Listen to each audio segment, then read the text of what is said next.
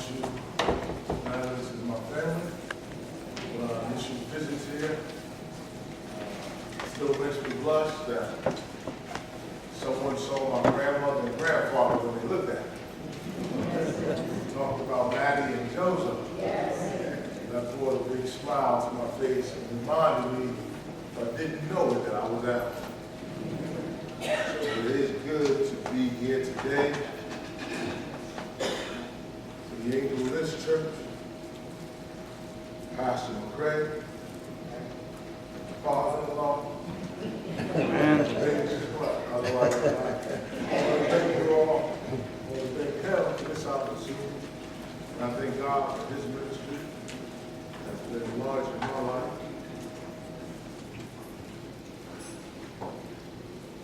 Come to you all in no other name but the name of Jesus Christ.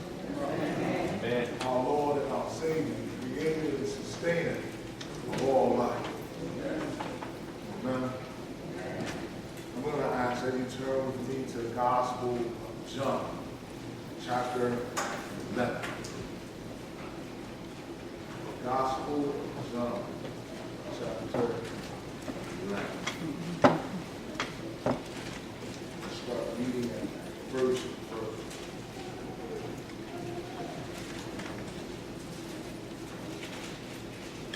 Take something. I'm not going to sit. Now say amen. Amen. Right. It says, now a certain man was sick, named Lazarus, of Bethany, the town of Mary and her sister Martha. It was that Mary which anointed the Lord with ointment and wiped his feet with her hair, whose brother Lazarus was sick. Therefore the sisters said unto him, saying, Lord, behold, he whom thou lovest is sick. When Jesus heard that, he said, this sickness is not unto death, but for the glory of God, that the Son of God might be glorified thereby. Now Jesus loved Martha and her sister and Lazarus. When he had heard, therefore, that he was sick, he abode 2 days still in the same place where he was. Verse 7. Then after that said he to his disciples, let us go into Judea again. His disciples said to him, Master, the Jews of late sought to stone thee, and goest thou thither again? Let's jump down to verse 14. Then said Jesus unto them plainly, Lazarus is dead, and I am glad for your sakes that I was not there, to the intent he might believe. Nevertheless, let us go unto him. Verse 43. And when he thus had spoken, he cried with a loud voice, Lazarus, come forth. And he that was dead came forth, bound hand and foot with a grave cloth. And his face was bound. In his face, let's start over. Verse 44.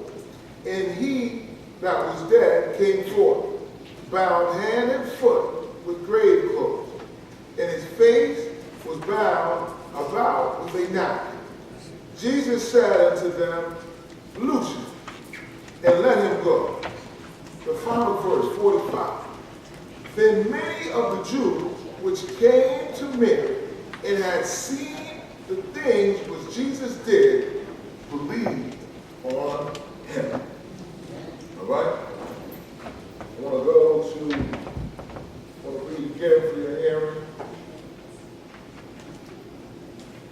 When he had heard thereof, that he was sick, he abode 2 days still or sick, in the same place where he was.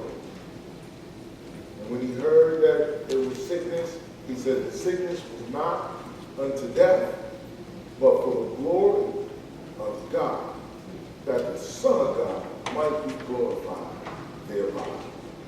I want to talk to you for a little bit from the idea of for the glory of God. It is not about you. Amen. Father, Lord, we come before you this morning and we lift our voices and we say thank you, Lord. We thank you for all that you have done, Lord God. For how you've kept us, Lord God. How you provided for us, Lord. How you've shown yourself big in our lives, Lord. We lift our voices now and say thank you. As we come upon this preaching hour, Lord, be with us, Lord. Let your spirit manifest itself, Lord. Do what only you can. I pray now, Lord, that you will still my heart and mind, Lord, and quicken my tongue, Lord, so I might bring a word of clarity for your people, Lord God.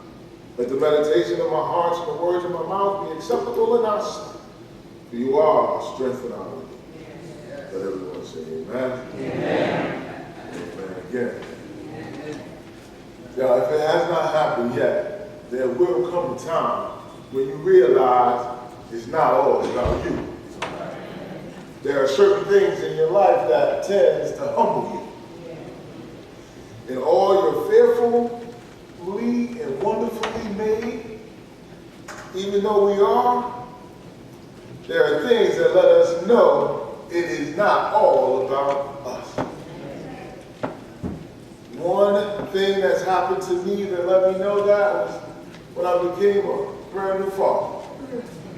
Being a brand new hubby was cool, but when the brand new son showed up, I quickly realized that I've been downgraded. But I had taken a back seat. You tended to notice that the grandparents looked forward to your visit due to the kids and not you. There's nothing like walking in the house and having them look around you to see if the kids were trailing. When Jonathan was about 5 or 6, he said some words to me that only a kid could to articulate this idea. His mom was on a trip, so I was serving as the director of household affairs. And I was glad to be the boss. And I quickly got feedback on everything that I started to say. And the feedback sounded like this. Mama doesn't do it like that. Mama don't do it right now. Do it like this because this is how Mama did it. So after a while, I told Jonathan I was the boss and this is how we were going to do it. And John took a couple steps and he turned around and he looked up at me about 5 and Jay said, Dad, you're not the boss, you're just a substitute. I said, boy, get in the bathroom. Good use of that word, substitute. Today, I hope to help you see how the disciples, Mary, Martha, Lazarus, well, not Lazarus, but even the Jews, learn that it is not about them. That our will, our fears, our desires, our prayers, our time schedule all take back seat to God's will and his plan. If we pay close attention to the scriptures, Lord, and I know we're all Bible scholars in here, what we know is that between Jesus, Mary, Martha, and Lazarus, that the family had an intimate relationship with Jesus. The family was known by Jesus. That we know that they worshiped him. The scriptures reminded us that it was Mary that anointed him with that oil, cried and wiped his feet with her hair. There were tears that were cried and there was fellowship. And I believe that many of you would agree that based on the sickness and based on the relationship, that there was enough reason for Jesus to come after they sent for him. And there were even more reason to believe that he would come. And if that's not enough, the text tells us that there was also love. It says, come now, the one who you love is sick. Jesus didn't dispute the statement. We even know that later in the text, Jesus cries at the fact that Lazarus is in the tomb. That text even captures that Jesus not only loved Lazarus, but he loved also Martha and Mary. You just get the feeling that Jesus would immediately go after being sent for and answer their request. But he doesn't. The Bible specifically tells us that not only does he not come right away, but it specifically tells us that he waited for 2 days. We have confirmed that Jesus had history with the family relationship, and he loved the family. However, the Bible tells us that Jesus waits. Now enter in the disciples. The disciples didn't mind that he waited.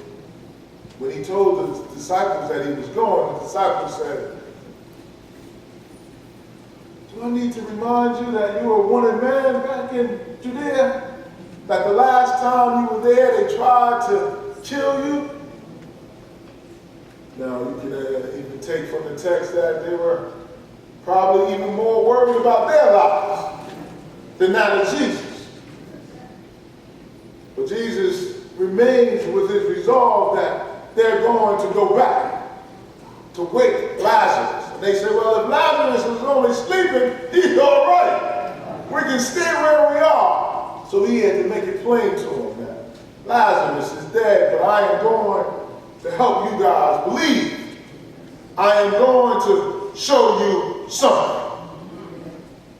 So the disciples now are realizing that it's not about them. And as they approach the city, Jesus waits on the outside, and Martha runs to him first and says that if you were here, we wouldn't have had to have this funeral. And he has a conversation with them that reminds him of his power. And then Mary comes, and Mary has a similar conversation. And the Bible students, and I find this funny in John because John, that gospel, has what they call the 7 miracles or the 7 signs. And the sisters keep saying, and even the Jews later on say that if you were here, this wouldn't have happened. But what we know is that he doesn't have to show up for healing to take place.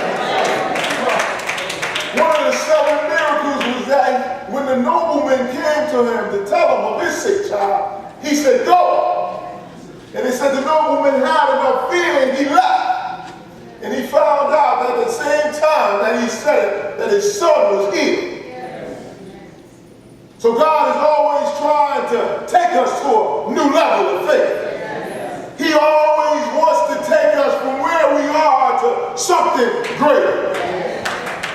And a teacher once told me that if it doesn't take faith, then it's probably not God in it. He wants to take us to that new level of faith. We see that in the Old Testament, he told Abraham to go and I'll show you a place. Right? Then he told him he was going to be a father, and then Abraham had a problem with that. But then God tells him to sacrifice his son. And he was at that point where he didn't know how it was going to work out, but he knew that God was going to make a way. And it was after that moment when he was obedient that he said he was a friend of God. That God wants to take us from where we are to greater level. And it requires some faith. They knew him already to be a healer of the sick. They knew that he could lay hands and people would become well, but their faith will be increased and their understanding enlarged. Their reason for even praising them would increase. And we we see him through this time and time again in his ministry, especially with his disciples.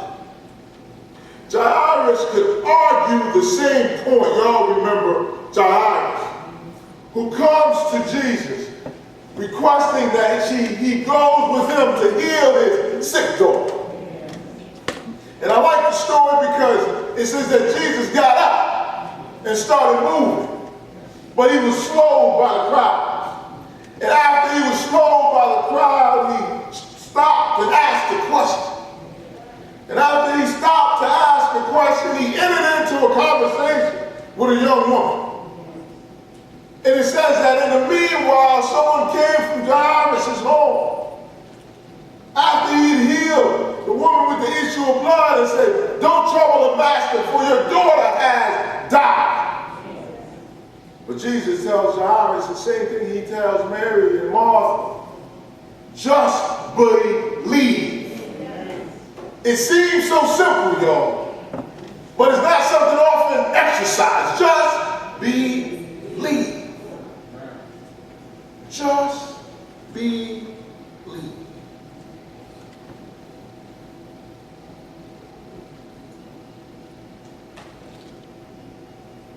As they watched Jairus, as the Jews and the mourners watched this situation, Jesus is always teaching. He's always teaching. The principles I learned in graduate school is that you can't teach a would-be student anything until you have arrested their attention. And he now has their attention. He shows up to the tomb and he tells them, "Fear not, but behold." Now, I want you all not to miss this, and I want us to be clear. Like many of us, we have a relationship with Christ. We've worshiped him. We've sacrificed. We've given our hands to Christ. We've obeyed him. We've kept his commandments. We pray. We stand in the gap. We give. We do what we've been asked. We sing the righteous songs. We lift up holy hands. And we love him because he first loved us. However, if we're honest, we've all suffered loss, waiting for God to move. If we're honest, we all have went through our valleys. We've all, if we didn't ask him, we wanted to question him. How, Lord, did you allow this to happen to us? How did you allow me to get in this situation, Lord? If we're honest, Lord, we carry around that pain in our chest. These things that shook our faith. The unexpected death of a loved one. Broken relationships. You wrote your script out for your career and it just didn't work out the way you saw it. And you try to figure out, Lord, why did it happen this way? How I've been trying to do right, Lord, live according to your word, and I still don't have Mr. Man or Miss Lady by my side. When I see them all doing it contrary to the way you say it, but they walking with someone. Help me. We've all found that point where it seemed like God wasn't with us. But that's why we have his word to comfort us. That yea, do I walk through the valley of the shadow of death, I shall fear no evil, for thou art with me. It is thy rod and thy staff that comfort me. And I like when it gets down to life where it says, surely goodness and mercy shall follow me all the days of my life. But when we get into our valleys, that sometimes it feels like the cold winds are blowing. And God has forgotten us.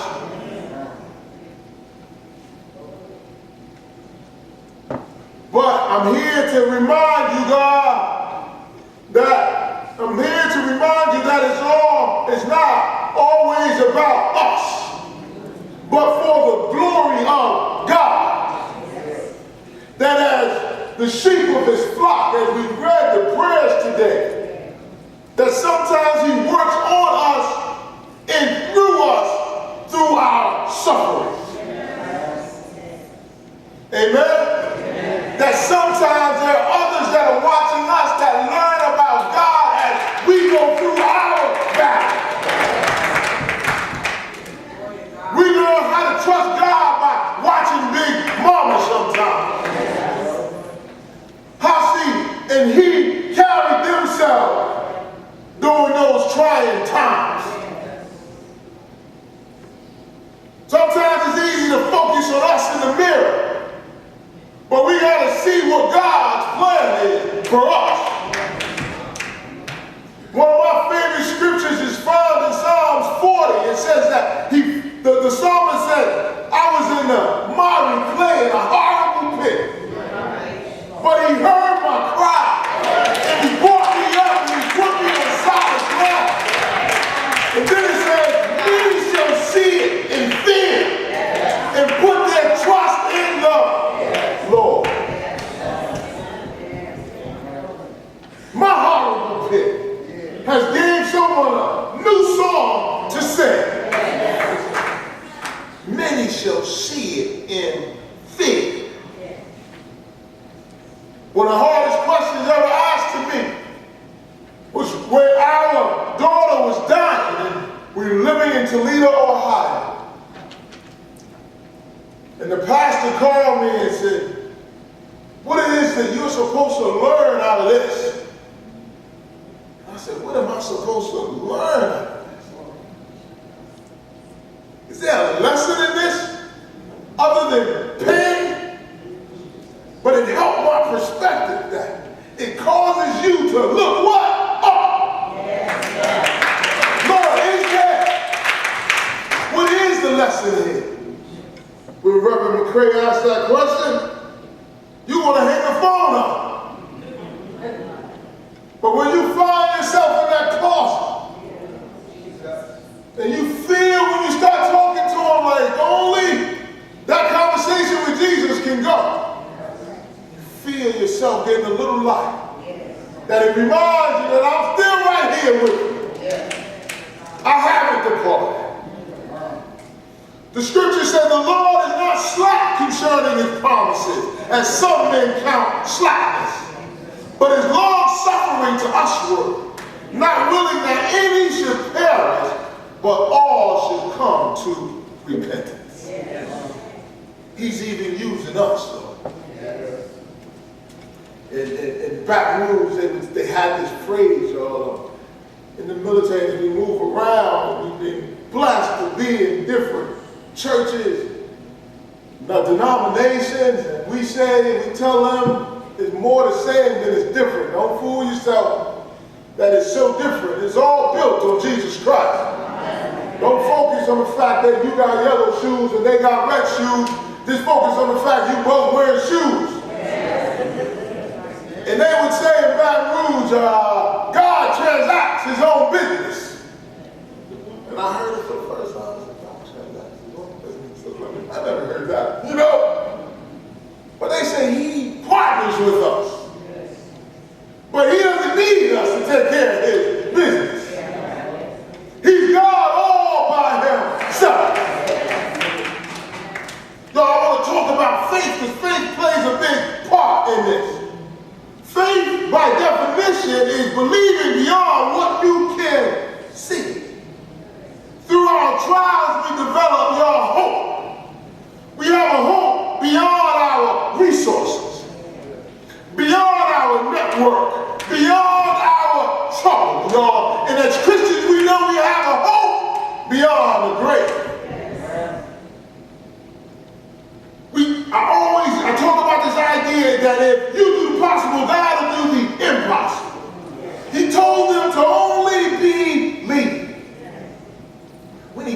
to the tomb, they have to exercise their faith. Because he gives them a task. Y'all remember what it was? He told them to what? Roll them. And they objected. They said, Lord, you going to embarrass us? God, don't act like God hasn't told you anything to do. And you said, Lord, you sure that's what you want us to do? It's been 4 days. The body is stinking. You want us to roll a stone away. He's giving you something to do. You say, Lord, you sure? I don't talk that well. I don't look the part. I don't have all the degrees. We come up with excuses. We forget that he loves us. We forget the scripture that said that Jeremiah 29:11, that his goal is to bring us to a what? An expected end. That he has goodness stored up for us. And he just wants us to step out on that water sometime. He said, roll the stone. If he called a dead man to get up, I believe he could have moved the stone also. But they have to exercise some faith. And they rolled the stone away, and we read in the scriptures that we saw that Lazarus came forward. He came forward, and it says, and this is the other people that realized it wasn't about them, the Jews and the mourners that came. They were trying to comfort the family like we do at a time of loss. And it says when Mary cried so, and she ran out, they went behind her because they thought she was going to the tomb. And when they saw that Mary cried and Jesus cried, they said, how is this man that we've seen healed not show up? But they didn't realize that what he was doing was to take them to a higher level. It says that when Lazarus came out of the tomb, many of the Jews that were there, they started to what? Believe. And not only did they believe, they became disciples. And said they went back to tell what had taken place at Mary's and Martha's house. And that after Lazarus was dead for 4 days, that he's now up and walking again. And that's what happens to us, y'all, as we go through. We have that testimony to tell how God took us from misery to ministry, from sadness to joy, how he brought us over, how he made a way out of no way, how he healed our body, how the doctors said one thing, but he reminded us that he was the truth. That when we didn't believe, he still helped our unbelief and did it for us. That when we were crooked, he still was straight. When we were inconsistent, he was still consistent. When we withheld love, he still loved us. When we were petty, he was still a big God. And listen, y'all, for God so loved the world that he gave his only begotten Son. Here's the last point, y'all. It's not even all about Jesus. And if Jesus is our goal and our one that we look up to, we got to realize that he had to do some things he didn't want to do. But let me say it like this, the right way. It says that when he was in the Garden of Gethsemane, he said, if there be any other way, take this cup from me. But he quickly said, not my will, but your will be done. That's what Mary said when he came and said, you're going to give birth. If you have said it, then let it be. When are we going to get to that point of faith? Where we trust him enough that we act on his word. Many of us are parents in here, we're trying to get our kids that way. I feed you, clothe you, kept a roof over your head. I told you to do something. So I have to explain every letter and comma and period. Do it.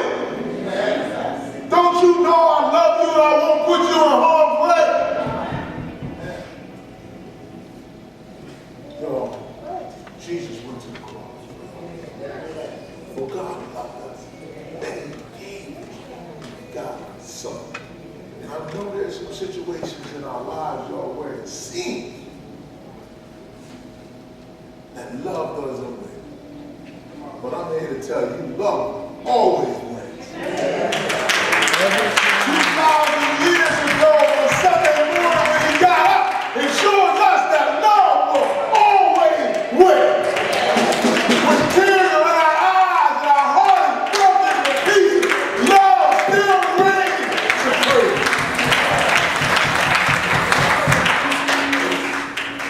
For all things work for the good, thank you, T, together for the good of those who love him, called to his purpose. We talked about it before. A-L-L. All. If you think about it, it's covered under that umbrella. He said, I'll work it out for your good. We studied the life of Joseph. And you was like, Lord, why do you have to take him through all those things? But he worked it out. Hated by his brothers, sold into slavery, worked it to put him in a place where he could help others. For the saving of others. You know, God is using us. The pastor wants you to join the ministry in the church. You should be. I want you to go here and join that ministry. That ain't going to exempt God from using you. Amen. Through your real life situations that you can't sit on the pew and avoid. It finds you. Those storms in our lives that come. That's my sermon today. Remember, as we go through, it's not all about, but that we might bring him glory. And if we trust him, y'all, we'll see him do some amazing things. Amen. Amen. Amen.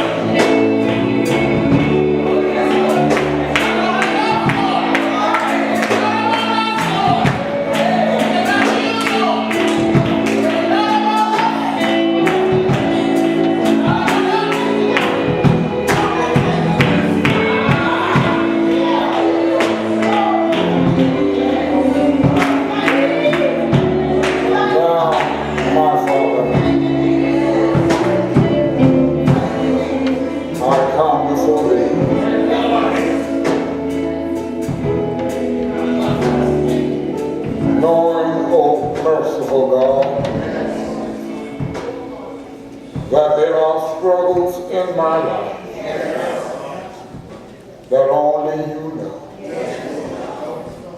There are valleys, O Lord, that are set before me that only you, O gracious Father, can walk with me through. There are hills for me to climb that only you, O God, can give the strength to be able to go up. There are nights of darkness that only by your light that I'll be able to see which direction and which path to take. So gracious Father, I come knowing, O merciful God, of myself I can do nothing. It's only when I'm connected to you, O God. It's only when I'm placing all my trust and faith in you that I can begin to understand the struggles of life that I must face day in and day out. As the preacher said, that in the end that all things do work together. But Lord, I understand from that there are days that you let the sun shine in my life, and all I can see is joy and happiness. And then, Lord, there are days that it becomes so dark and so struggling. Lord, it seems like I have no hope, nowhere to turn. And yet, Lord, you say it takes a combination of both of those. And you brought them together because you're working out something good in my life. And so those who have come now, each individual who are standing before this altar, you are working something out in their lives. And Father, as you're working it out, we realize that day by day there are struggles that they must face. Day by day there are valleys that they must walk through. Day by day there are hills that they must climb. And yet, Lord, without your strength, without your abiding presence, we are unable to go. And so, gracious Father, we don't want to press upon you or try to tell you something that you don't know. Father, you know of our lack of faith on many occasions. You know our distrust and disbelief. But yet, Lord, it's in that area that we need you to help us. As the Father said when he brought his Son to Jesus and said, yes, Lord, I believe, but yet there's something in me that is causing me to doubt. And so I need you now, Father, to help me with my unbelief, that I may trust in you regardless if the sun is shining or regardless if the storm is upon me. Yet, Lord, I can find peace when I trust you.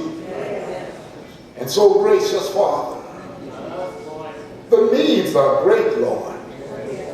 Oh, Father, the struggle is hard. And day by day we wonder if we can make it to the next hour. But Father, as we trust in you, oh God, by your promise, someone said that you are a promise keeper. And because you are a promise keeper, Lord, I know right now I can trust you. I can believe in the things you promised that you will do for me. Oh God, we're going to lean on you. We're going to lean on you, merciful Father. That you will lift our burden, Lord. That you will remove the pain, oh God. That you will move the grieving that is in our heart. That you will fill us, Lord, with your peace and comfort. Oh, Father, we're going to trust you right now. We're going to trust you, Lord, to do everything you promised to do for us. And while we trust in you, oh God, we're not going to just sit still. But Father, we're going to go forth and the things that you have already placed in us, Lord, we're going to pour it out into others. And And so, gracious Father, we are asking now, oh God, that you will preach again the words that was preached unto us today. Yes. Stir our hearts and our mind, Lord, that we will come to the full understanding that it's not about us, but Lord, it's all about you. And it's for us, oh God, to bring honor and glory to your name. And by doing so, oh gracious Father, we might have to be a Job at some point. And so, Father, we pray now. Strengthen us when our Job situation come upon us. That just as Job can say, the Lord giveth, and so he has taken away. But yet, blessed be the Lord. Help us, oh God, that we can say, blessed be your name. Regardless of what we may be facing in life. We thank you for your word, and we thank you for the presence of your spirit. We thank you for the songs of praise that were sung in our hearing today. Lord, we thank you for the prayers that have already gone up. We thank you, oh God, for those who just step out in faith and came forward and say, you know what, I want something new in my life. So gracious Father, don't disappoint them, Lord, but give unto them. Lord, give unto them as their faith in you has demonstrated. And then, Lord, we're going to be careful to give you the praise. We're going to be careful, oh God, to give you the honor and the glory. For we ask it all in the precious name of your Son, Jesus. And we say amen. Amen. Amen.